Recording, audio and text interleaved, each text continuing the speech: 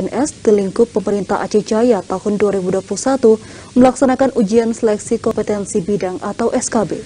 Ujian SKB itu akan dilangsungkan selama 1 hari pada Rabu pagi di SMA Negeri 1 Calang.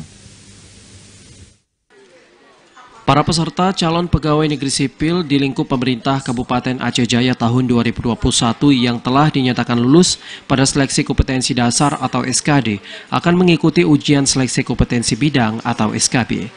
Pelaksanaan ujian SKB bagi para CPNS ini dilaksanakan pada Rabu pagi yang bertempat di SMA Negeri 1 Calang.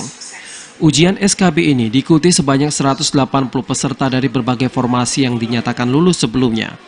Kegiatan SKB tetap dilangsungkan dengan sistem CAT atau berbasis komputer dengan tetap menerapkan protokol kesehatan secara ketat. Sebelum memasuki lokasi ujian, peserta wajib menunjukkan surat vaksin dan bebas dari COVID-19 atau negatif yang dilaksanakan 1 hari sebelum ujian berlangsung. Ujian SKB dilaksanakan di 3 sesi, masing-masing 1 sesi 30 orang, sehingga total keseluruhannya 180 orang.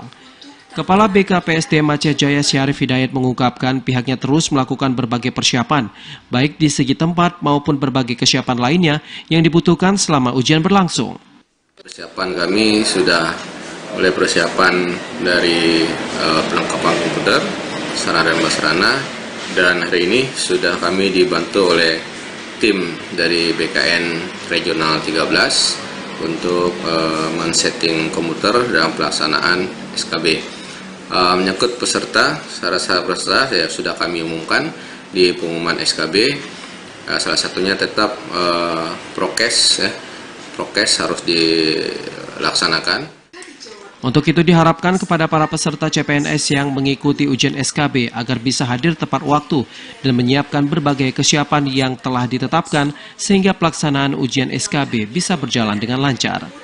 Dari Aceh Jaya, Musliadi, TVRI melaporkan.